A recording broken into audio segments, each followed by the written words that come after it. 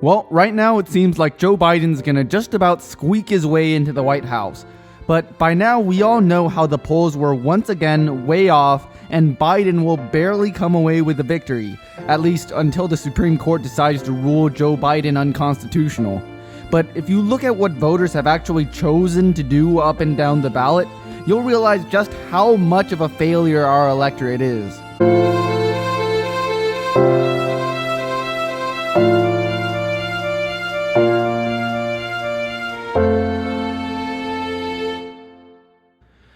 I'll be going over all the ways the Democrats, and even more so the left, have lost this election, but I'll start with the obvious stuff.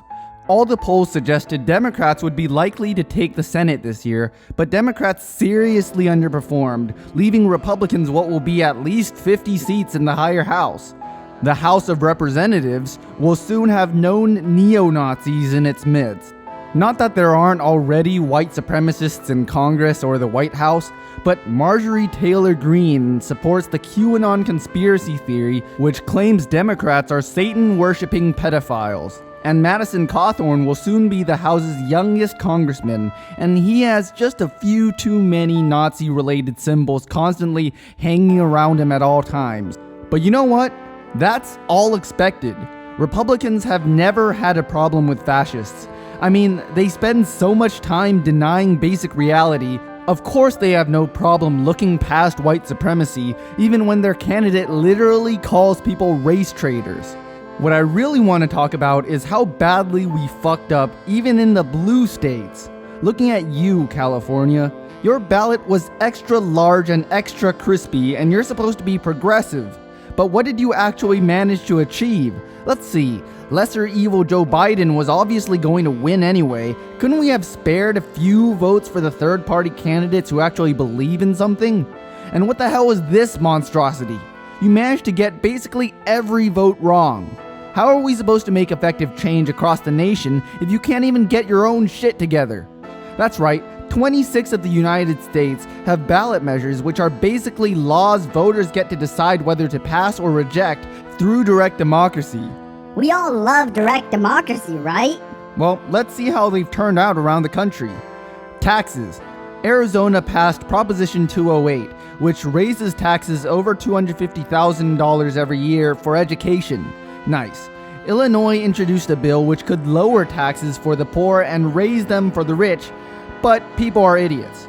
California had a plan to tax commercial and industrial property for education, but a battle led by the appropriately named Ted Gaines managed to trick voters into supporting the owner class. Colorado went all-American by snipping away at the tax rate, and in Alaska, ExxonMobil and Chevron gave a friendly $20 million ad campaign to let voters know that they haven't got any money to lose on oil taxes, because economic reliance on oil is well known to be the best friend of the working class and human development. A swing and a miss for voters in California to tax the rich, but surely they'd help out the working class, right? No! Rideshare companies poured in over $200 million to pass Proposition 22 for a reason. They will save even more through not having to provide benefits to the workers who make their business all their money. But Florida, of all places, was able to get things done, raising the minimum wage to $15 an hour over 5 years. Colorado also set up a program for paid family and medical leave, which is a pretty big win. Overall, though, we accomplished too little economically for my liking. Social issues looked a bit better, though. Many states passed drug reforms, which are the first step to ending perpetual poverty in disadvantaged communities. Thankfully, Colorado rejected a measure outlawing abortion beyond 22 weeks of the last menstrual period, no matter the fetus or mother's health. Meanwhile, Louisiana is preparing for Roe v. Wade's inevitable demise by taking away women's bodily autonomy. Welcome to the club. The best state passed comprehensive sex ed, so now fundamentalists are coping with the fact children will know what's happening to them at church. Finally, media companies once again outplayed us, as California passed a law that claims to protect consumer privacy. But there's a reason no big businesses bothered spending money to oppose the measure. But you know who did oppose the measure? The ACLU. Florida apparently wasn't as gullible, rejecting a measure that would make it harder to pass future measures. But Massachusetts and Alaska both decided against implementing ranked choice voting. But why? Why would you vote to limit your options? That makes no fucking sense. And now for even more California. Beach state voters rejected preferential treatment based on color and sex. I'll eventually get around to making a video on why I oppose race-based policies, but for now, get ready for even more Californian head-scratchers. They decided to allow ex-felons to vote, but they opposed allowing people who turn 18 before Election Day to vote in the primaries when they're still 17. So, we're going to allow the uneducated prison demographic to vote, but we're gonna disenfranchise young people who overwhelmingly vote progressive? What kind of kakistocratic logic is this? But wait, there's more! Fool's Gold wasn't stupid enough to allow the prison industrial complex to pass a law allowing them to keep prisoners locked up, but they were stupid enough not to end cash bail, which by now is so expensive it essentially criminalizes poverty. By now it should be obvious to you that the voters have no idea what they're doing. Even for Proposition 16, the affirmative action case, I highly doubt they made the decision knowing what it was all about, even though I agree with the final result. But if you still aren't convinced, just look at this. That's right, almost 20% of voters in Utah literally approve of slavery. Oh, and not to be outdone, Nebraska racked up a nearly 32% pro-slavery population. Fuck! I'm sorry, but the fact that we have a country where 47% of all the people who think they're qualified to make decisions for the country vote for a literal fascist, and everybody else was so scared of that fascist, they thought electing a fucking zombie would be enough to gain back control of the presidency and Congress simply because it's a moderate zombie?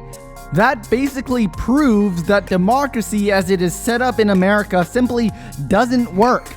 There are several reasons I could think of for this. The most obvious reason is money in politics. Many of the measures on the ballot were simply bought. Money as speech is fundamentally indistinguishable from bribery, and when the electorate is so poorly informed about public policy, it becomes easy to trick them into false consciousness, such as the belief that capitalism and America are anything but hypocritical mockeries of opportunity and self-determination. Even if we accepted that ordinary voters generally make good decisions for the country, the overwhelming influence of big businesses in the political process yet again exposes American democracy as a sham. Between the Electoral College, majoritarianism, gerrymandering, supermajority requirements, congressional distribution, and election finance laws, the Constitution and what we've built around it has virtually guaranteed a two-party system where disproportionate weight is given to rural uneducated voters, business interests, and moderate swing voters who don't know what the fuck they're talking about. Essentially, the less qualified you are to lead, the more the American system caters to you. Of course, these alone can't explain all of our failure to make the right decisions at the ballot box. Sometimes there's no better explanation than, the voters are idiots. We've all been taught to assume, The more democratic, the better. but the ballot measure results show otherwise. What makes us think some random Joe Blow on the street is qualified to make choices that will shape the course of the entire nation? If the mob naturally tended toward rationality, there wouldn't be such big ideological shifts based purely on state borders. Honestly, most people should need a college degree or something before they can honestly claim to have intellectual sufficiency to vote. But conservatives and neoliberals alike realize that if we implemented an actually effective education system where we taught people to reason and think for themselves, the corporate hegemony which props them up, along with the fundamentalist right which supports them, would crumble within 2 decades. But enough with my tirade against democracy. What can we actually do today after this latest ordeal? Well, for one, centrist capitulation will only take us so far. I see no strong evidence Bernie would have done any worse against Trump this election than Joe. So while we should be perfectly willing to vote with liberals to win elections, we can't give up any ideological ground. We must continue voting down the ballot, progressive in primaries and third party in the general, if it won't endanger the Democratic victory.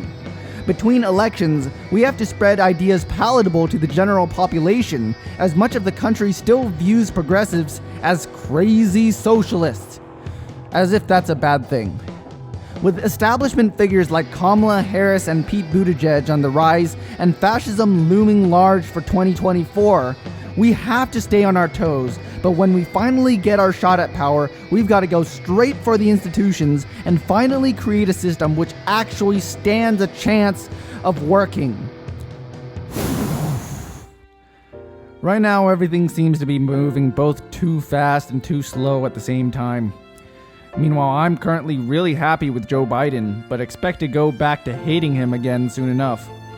The real thing to watch is whether Vice President Harris will turn left, or if she'll continue down the establishment strategy of race and gender baiting, respectability politics, and platitudes. But while Trump's in his lame duck phase, I suppose it's a good time to relax a bit. Once Joe gets into power, there will be plenty to criticize as well.